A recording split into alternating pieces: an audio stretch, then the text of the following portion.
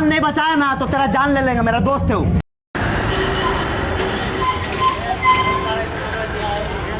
अभी मुंबई में शाम को 7 बज रहा है और देखिए किस तरह से पूरा साफ एरिया दिख रहा है और आपको दिखा रहा हूँ।